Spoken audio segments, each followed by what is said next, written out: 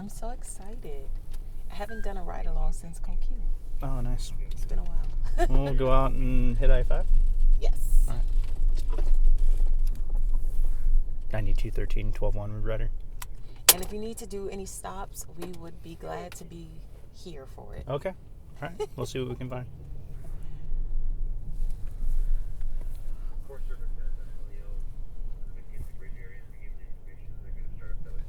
If you don't mind, can you say and spell your first and last name? Yeah, my name's Clay Core, C-L-A-Y, last is C-O-R-E. And we can say lieutenant or captain? Yeah, I'm a lieutenant. And you said you've been with OSP for 19 years. Yeah. Have you always been involved with drug investigation? Yeah, almost the whole time. I was assigned into patrol when I was hired by the Oregon State Police and quickly learned and was successful in drug investigations. And I was lucky enough to be able to go to some trainings and on how to seize bulk narcotics, and started working more on Interstate 5 instead of the local dealers, and ended up getting decent amounts of drugs. Back when I started in 2006, marijuana was still illegal and pretty abundant in Oregon. And in May of 2008, I was given the opportunity to work my first drug detection dog here locally. His name was Hemi. He was a chocolate lab. And I worked him until 2015, I think, is 2016. I retired Hemi, and then started my second dog, Mako, in 2015. I took over the K9 program as the sergeant, and then ran my second dog until 2023, until I promoted to lieutenant. And so now I don't have a dog assigned personally to me, but I oversee all the canines and the drug dogs, the explosive dog, the accelerant dog, fish and wildlife dogs, and our SWAT dogs. You were telling me about the different dogs and what they look for. I was really surprised about one in particular, the fish and wildlife dogs. How do you train them? How do you prepare them to go out and look for what you need to find? Yeah, so the dogs we select are high drive dogs that you probably wouldn't really love as a pet, because they constantly are needing stimulus, needing things to do. I look for dogs that are really high in hunt, air scent, retrieve, and prey. And I do selection tests. We buy dogs from all over the place, and if they pass the test, then we start training them. It's between operant and classical conditioning that we use to train the dogs. Just odor recognition. If you sniff an object, you either get food or a toy. And once they are conditioned to find that odor, then we move to different tasks. So oftentimes the wildlife dogs, we start with articles and tracking, and then we go into game detection after that. And once they learn the initial game, then they move into different skills. Is pretty easy and transitions usually pretty smoothly. You said you eventually moved to I-5 to do the drug investigations. Why I-5? Well, I-5 is one of our biggest corridors in the state of Oregon. It runs from Mexico all the way to Canada. It crosses 3 states in the United States, and it is a well-known corridor for trafficking of illicit items, to include drugs. And what trends are you currently seeing when we talk about I-5 specifically involving drugs, particularly fentanyl, but other drugs as well? What trends are you seeing currently? Well, the vast majority of the fentanyl and drugs that we are seizing are coming from usually Southern or Central California, and come up along the corridor.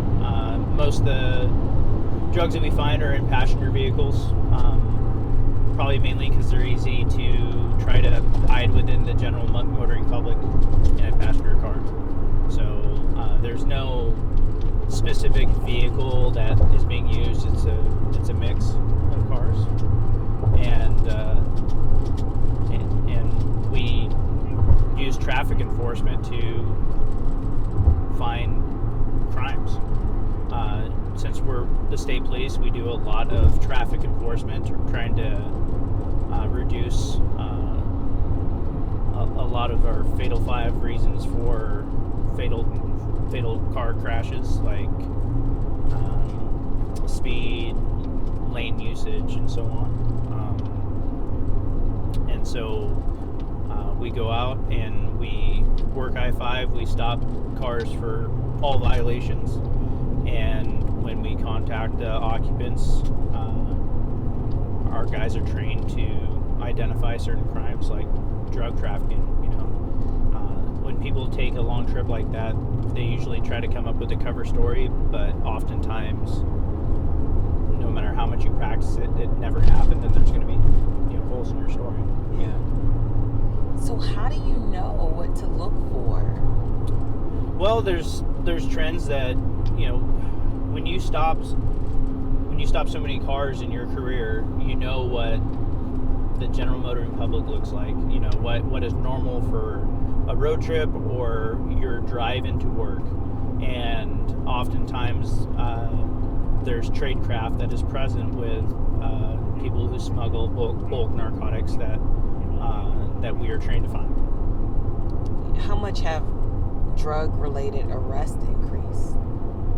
I would say the frequency was quite high this last year. The frequency of our drug arrests were pretty often.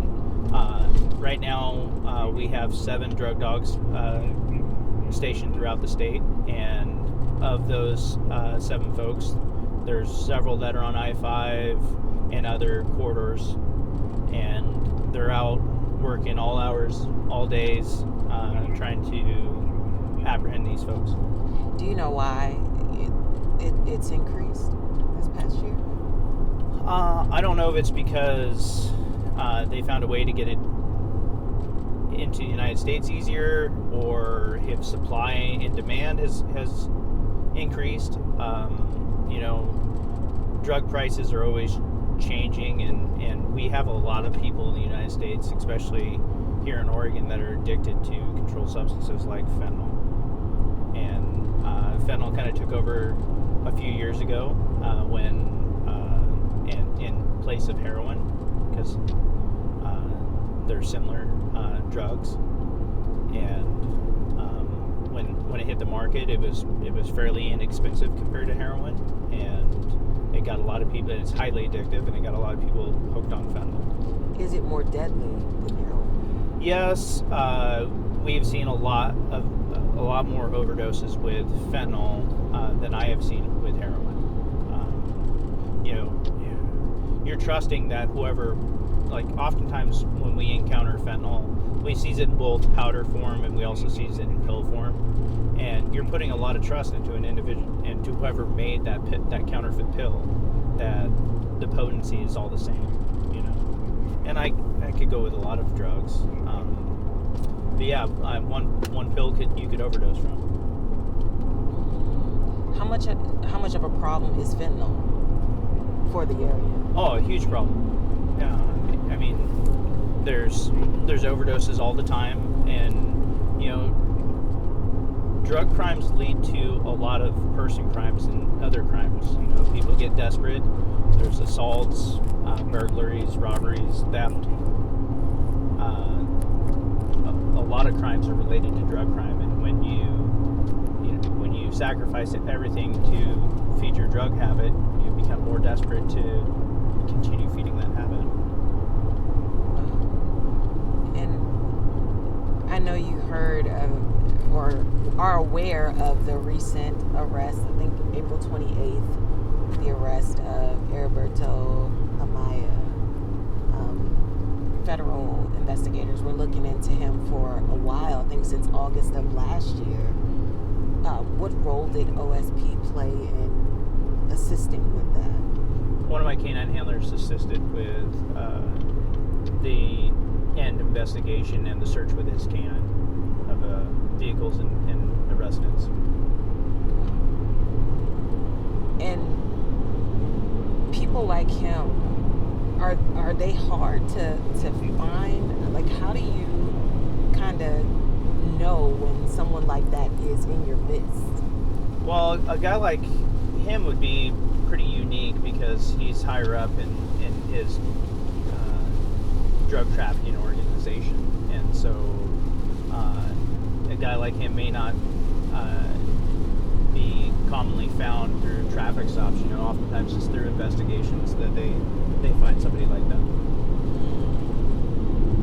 You know, we encounter a lot of people that are just smuggling. They're going from point A to point B to drop off their product, and then they return to wherever they're from. You know, they're getting paid for their trip to transport whatever illicit item they have. This may be a tough one to kind of answer, but how much of a role do illegal immigrants play in this whole thing?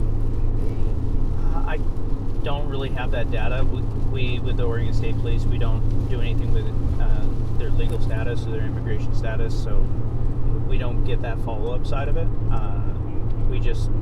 We only deal with state statute and state law, so that'd be a federal thing, and that's not part of our job at all. Gotcha. And looking ahead, how are you continuing to investigate these kinds of cases and incidents? So trends always change, and so we have different practices for investigations, and you know, we will identify some trade craft and some trends, and eventually those trends will change because they're always trying to find different ways to get their stuff up here. So, you know, whether like last year they didn't hide it very well. You know, they would roll the dice on trying to get it up, and sometimes it'd be concealed really well, and sometimes it'd just be in a backpack in the backseat. And you know, throughout my career, we've gone in phases where you might open up the back of the vehicle and it's in boxes or bags, and there's been other times where they're in extremely well-made manufactured compartments. You know, built into the body or hidden in the engine compartment or when it's built into the body, though. How do you?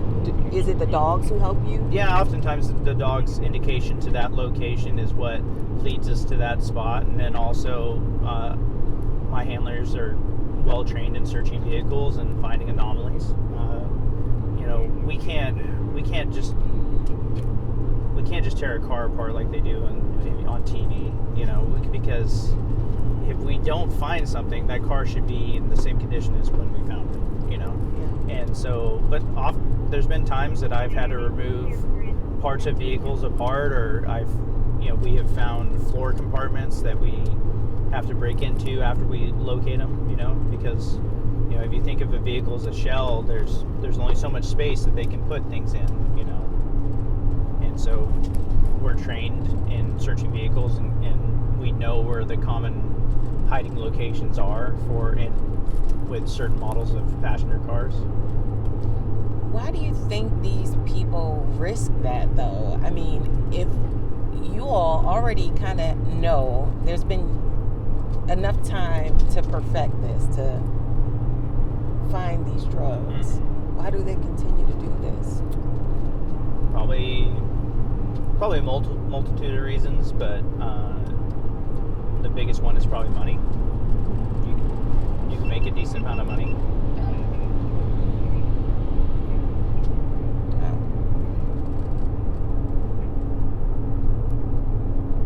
It's probably a scary thing with some of these stops. Do you have frequent stops where it looks like it could be potentially dangerous to officers? Yeah, I would say every time that you encounter somebody that is trafficking illegal items, it gets more dangerous. People become more desperate because they're at some point they realize that we have either located the items or we have identified what they're doing, and they kind of get into a flight or fight. Yeah. And some of these individuals carry guns. Sometimes it's not intended for law enforcement, to use against law enforcement. Sometimes it's to protect whatever they're trafficking, but sometimes it is for their own protection from us too. Are there particular parts of I-5 that are most prevalent for this kind of stop? No, it's all over, and so that's why we have K9 spread across I-5 and other areas. I wouldn't say there's one location that's better. Sometimes traffic volume makes it more difficult than anything else, and that's like for anything. When there's a lot of traffic, it's harder to conduct traffic enforcement. Because you'll see in a minute, I'm going to pull over into the median and we'll stop, and depending on the time of day, it might be easier or harder to pull out. And if I see somebody speeding or commit a traffic violation, if there's a long line of cars that are just stacked up right behind them, it's going to take a while for me to be able to pull out, and then I've got to work my way through traffic just to try to stop them. I would think, and you can correct me if I'm wrong, but I would think if I'm smuggling something illegal, I'm going to do my best to obey all traffic. Yeah, but they get complacent. They maybe the first time that they did it, they were driving perfectly. But you also have to figure, a long drive, when you're driving, let's say over 6 or 8 hours plus, your mind starts wandering. You get distracted, and you don't always know where there's going to be a police officer working traffic enforcement. I'm sure a lot of people could relate to that when they're doing their commutes, where there's somebody working traffic enforcement or a motors unit is somewhere and they weren't anticipating it, and so sometimes that can be part of the issue too. And then people just get complacent. Maybe their second or third or fourth time they feel like the last ones went smooth, I won't be as careful. Maybe I'll try to make better time for this trip, or whatever the circumstance is. Do you recall this past year your biggest bust on I-5? My personal biggest bust, which I don't work the road that much anymore, but my biggest one was last year, where the K9 teams throughout the year sometimes will meet up in different locations and work in enforcement. And I was lucky enough to stop a vehicle, and they had 5 pounds of powdered fentanyl and 5 pounds of heroin in the car. I was going to say, does this put a dent in drugs making it into the local community? Yeah, I mean, I think anytime we have a successful seizure, that it'll put a dent into it, make it harder for people to get, and maybe give them an opportunity to get clean.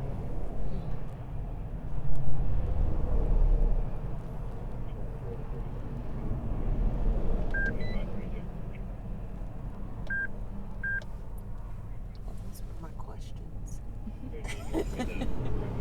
I'll keep the mics on though. Yeah. Because something might come up.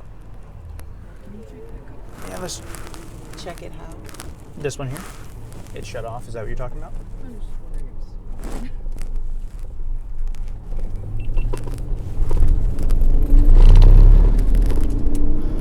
So that white van was going 77. I think it's a 65 zone, so I think we'll put it on the shoulder. That's up ahead in the fast lane. Okay.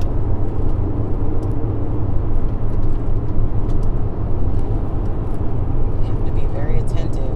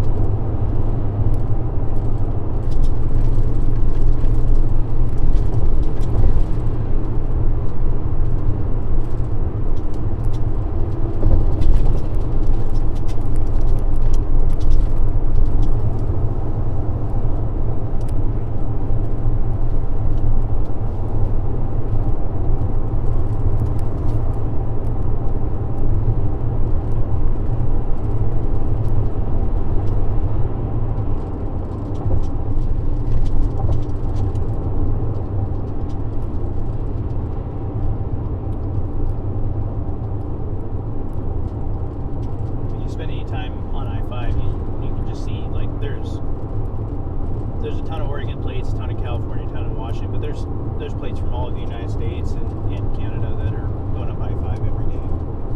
You know, and no matter whether purpose of traveling, whether it's for work or personal. Is there a specific state's plates that you tend to pull over the most frequently? Would it be California? No, I wouldn't say. When you start targeting plates and individuals, you're just running circles. We look for certain things that oftentimes drug trafficking organizations will do, and we'll look for that, and we try to stop a lot of cars. And you know,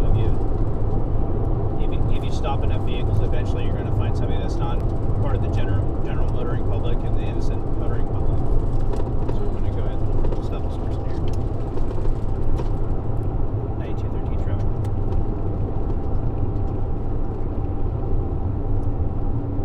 182 north with a white Chevy Express van, California 9 Adam Boy Yellow 581.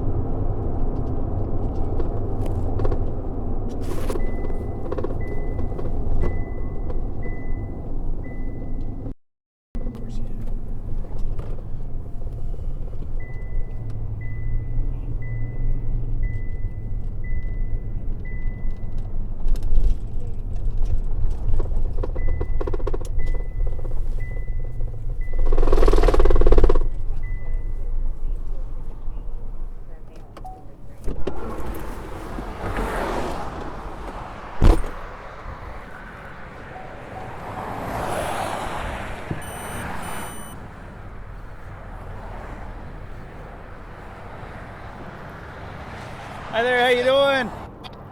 Hey, I'm Lieutenant Corvallis State Police. You're being recorded. The reason I stopped you is you're going a little too fast back there. You were driving too fast. You're speeding? Fast. 70? 77. Yeah. It's just a little too fast, okay? All right. Do you have your license with you? Yeah. How many birds you have? No, it's Sunday. Right now it's for the church. It's for what? For the church. Oh, for the church? Oh, very good. This is my wife. Oh, yeah? Oh, okay. Long Beach, California. Oh, from where? The Long Beach. Oh, a long drive, huh?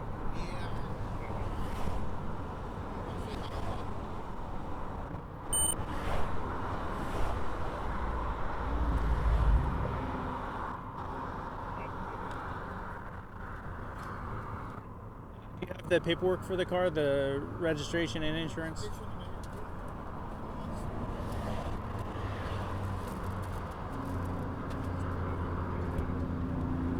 Careful. No, this is Oh, I'm just saying because of the traffic. Be careful. That's nothing. Should I? Wondering, should I get him coming back? Thank you.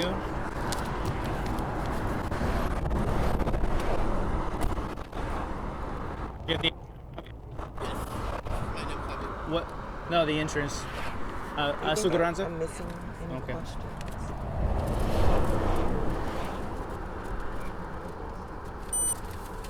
Which one? His? But you were still rolling. That should be it. Perfect. Thank you. Why would he stop? Okay, Javier, I'm just going to give you a warning. I got to go back to my car right down that I stopped you. We'll get you back on the road, okay? So one minute. Okay, thank you.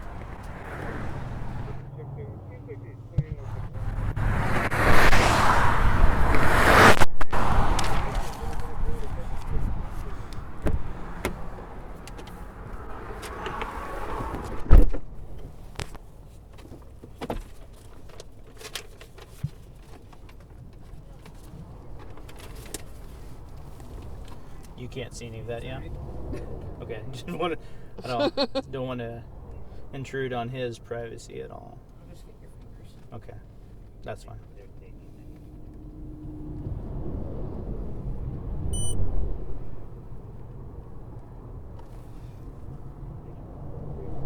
So, could you guys hear what I was saying? Yes. Okay, cool. Now I'll have to repeat myself about what they were claiming to do today. Oh, I didn't hear it. Caught the end. Okay. All we heard was I have to go back and do something. Oh, gotcha. Yeah, so they're on a road trip, and they have a bunch of stuff that they're taking to a church that they belong to. So that whole van looks like it's packed completely full of just like all sorts of things. There's mattresses, there are doves in there, and looks like a stove.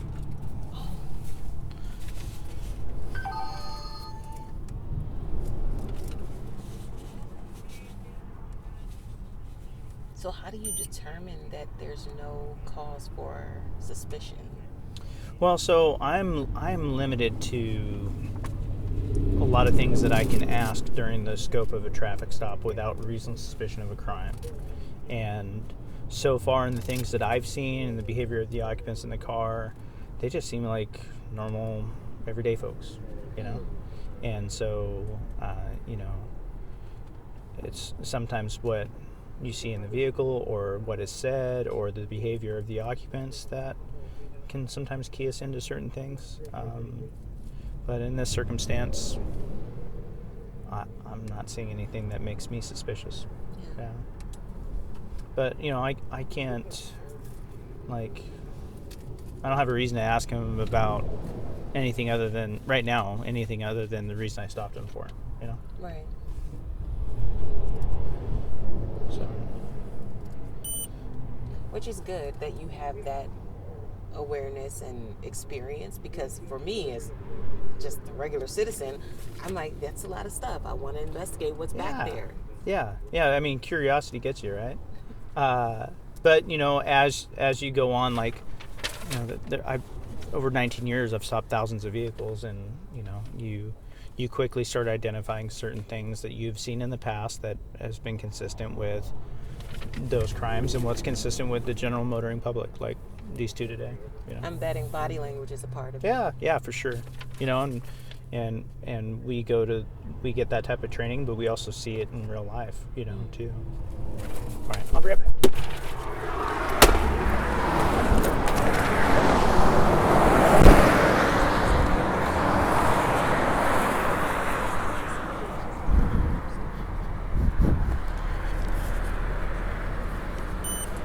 All right, sir, here's your documents back, your registration, insurance, and your license. Just a warning for the speed. Try to keep her a little closer to 65. I know it's a long drive. You can get away. Oh, no, thank you. I appreciate it, though. Yeah, thank you. What? All right, you guys be safe, okay? Okay, thank you very much, man. You're welcome. All right, bye-bye.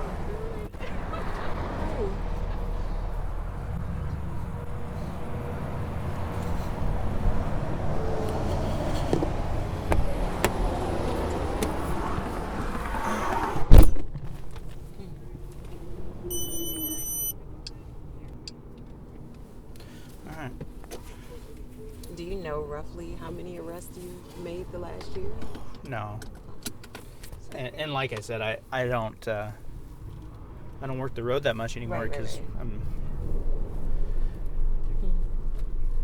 And of the times that I do work the road, I don't always get to go out and just focus solely on drug enforcement. Like the OSP, we have all sorts of calls for service throughout the day, and so sometimes if I'm close or available, I'll pop out and try to help out with it. So we get a mix of calls in this area all the time. Just the other day, I assisted with a domestic disturbance that was going down I-5 where the male driver struck his girlfriend in the face while he was driving and then took off on foot. So we had to go out and try to go out there and find him. He was wandering through a trailer park, and luckily we were able to apprehend him. So.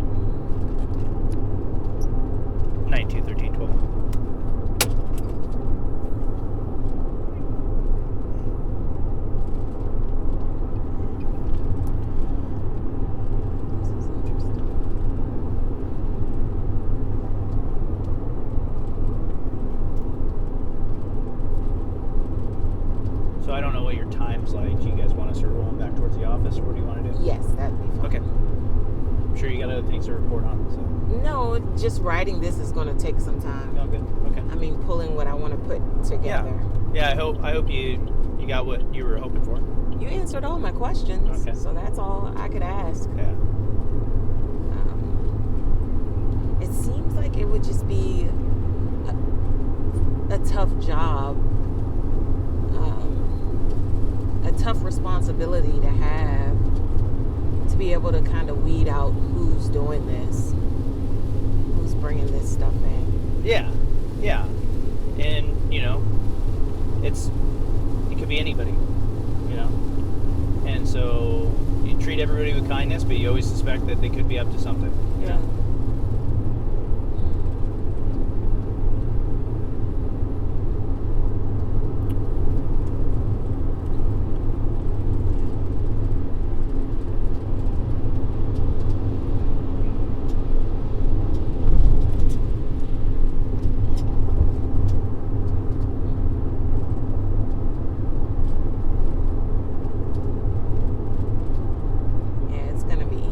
Just do all question answer. Okay. Because you said so much, it's going to be so hard to pick. Yeah. What can go in a 2-minute and 30-second clip. They'll put the whole interview on YouTube, of course, but for air, kind of got a abridged version. Yeah.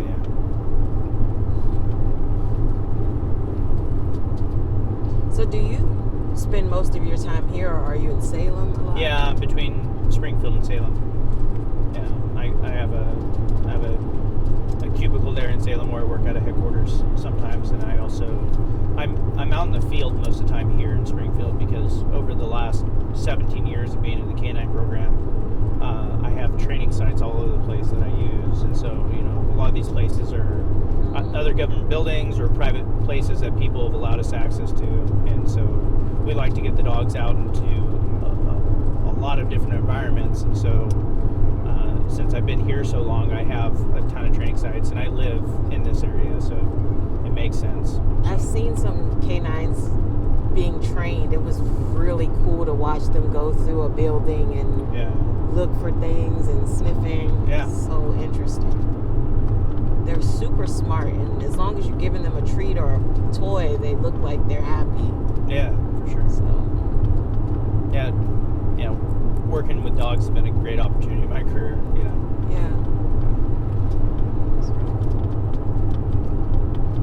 We have the ultimate dog lovers back there. Oh yeah. Well, I'll let you meet the two that I have.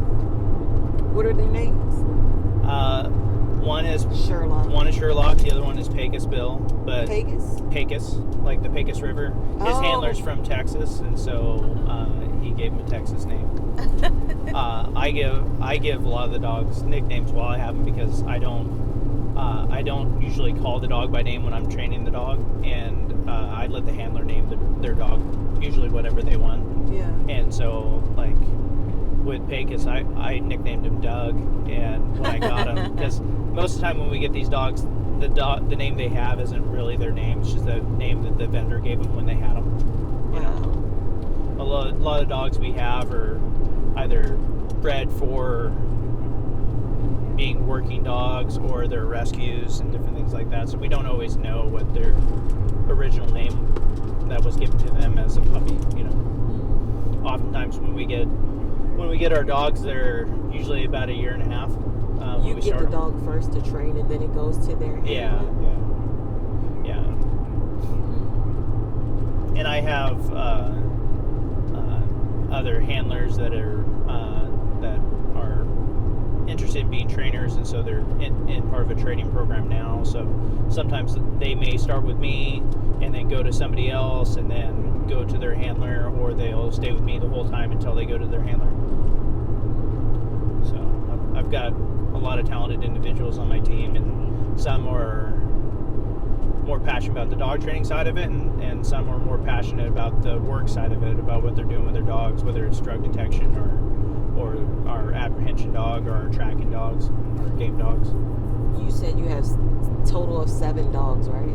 Well, we have 13 dogs around the state, but we have 7 drug detection dogs. So does each dog have a different handler? 13 handlers? Yeah, correct.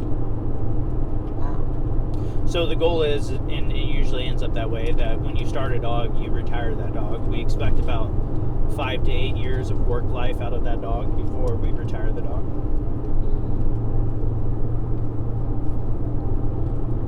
Interesting. How do you know when it's time to retire Sorry, a I'm gonna be a dog? little heavy on the brakes real quick. There's a car that looks like it's broke down. I'm gonna check on it.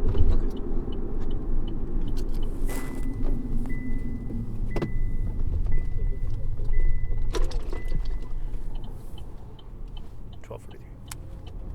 My timing's impeccable.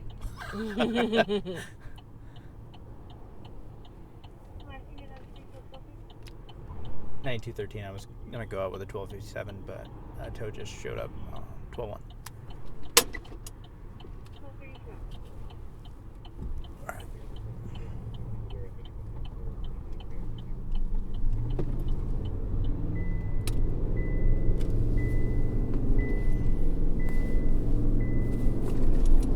Sometimes folks end up on the road for quite a while before a tow truck shows up, or you know, maybe their cell phone died or something like that. We change a lot of tires too, so. Wow. That's reassuring though. Yeah. I'm always worried, like, if something happens and my tire pops or something and I'm on the side of the road, what happens? Because I surely don't know how to change those big tires on my... Yeah, well, in some vehicles, they don't have spares anymore. You know? Yeah. A lot of the newer cars, they don't manufacture them with spares. You just have to call roadside of service and they come in with a new tire and wheel. I don't even know if I have a tire. I should probably know that information. Yeah. Luckily, YouTube's out there. You could always, learn how to do something through that. Yeah. Yeah, I would say there's a lot of people in the world that have no idea how to change a tire. You know, if they get a flat, they usually call roadside of service or somebody can help them out. You know? Yeah. I think the part of loosening the bolts on it, that's looks like common sense, but elevating it and that part, putting a jack on it and getting it up in the air, and then there's certain locations that you should and should not. You should never go underneath the jack when you're on the side of the road like that, because if it slips and falls, it can crush you. But the lug nuts are on there really tight too, so it takes quite a bit of force to get them on, and then to tighten them down properly. And a lot of older vehicles, people never check to see if their spare still has air in it. So sometimes I'll go out to help and they have a flat spare because all the air went out. Yeah. And so then we're kind of in a sticky spot where they have to pay for a more expensive tow or call roadside assistance to come bring it, like a mobile tire shop to come and replace the tire. Yeah.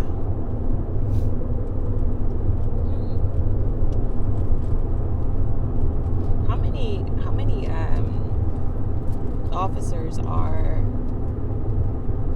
on I-5 daily for OSP? Oh, I don't know daily for I-5. Because each office varies based on the population base that we're in. So the amount of troopers in Springfield is not going to be the same amount of troopers in Salem, and they're not going to be the same amount of troopers in Albany or Roseburg. So the smaller communities, usually the office is a little bit smaller just because of the amount of general motoring public in that area, and it kind of correlates to the calls for service that we'll have. So Springfield is a decent sized office for a state police office. Does Eugene have one? No, Springfield's the only state police. So like offices for the state police is like we have work sites that are like Oak Ridge is a work site for Springfield, so it's not like a standalone office of its own. It's under the Springfield umbrella. But for like as far as I-5, we have a Portland office, a Salem office, an Albany office, a Eugene office, Roseburg, and so on as you go south.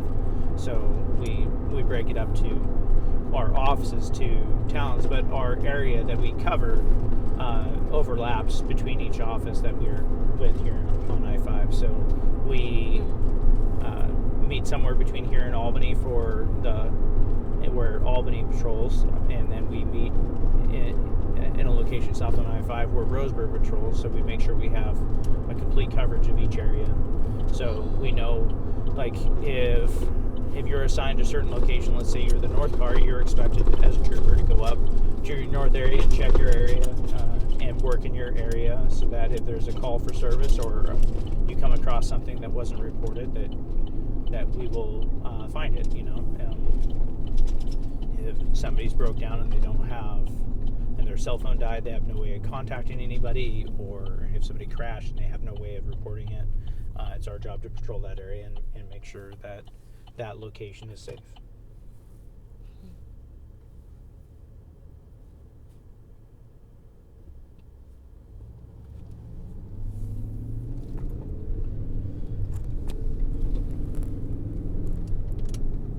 Yeah, but we also cover a lot of secondary highways too, 126, east and west, Highway 58.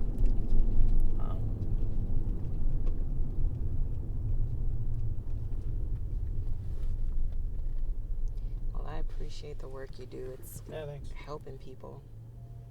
Somebody's life gets saved with every bit of drugs that is off the streets. So Yeah.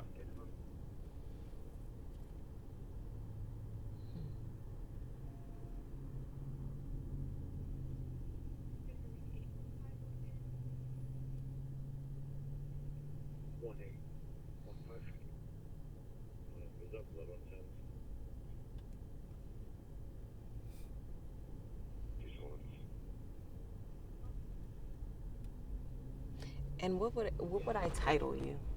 I mean, as far as the K9 department, you're the. I want to say director. No, I'm just the lieutenant in charge of the K9 program, I guess, or the K9 unit, whatever you want to say. And that's for all of OSP? Mm-hmm. Yeah.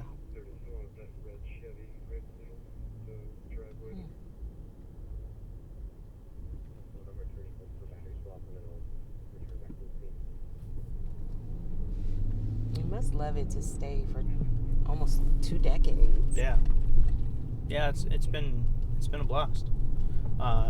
It's working in law enforcement isn't always an easy job, but it's definitely worth it. And I feel like what we're doing is making a difference and is good. And there's not too many bad days when you work with a dog. Marky would agree. We have our station dog, Evie. Oh, right on. Gives us comfort. Yeah, those are like wellness dogs, and emotional support dogs are seeming like they are becoming more and more of a thing out in different, even police agencies have them,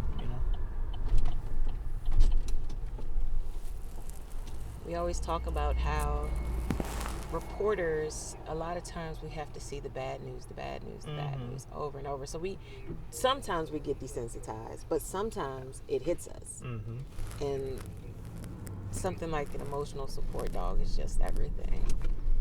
I can't imagine what police officers go through, because I say they see people on their worst day. Yeah, sometimes. Yeah.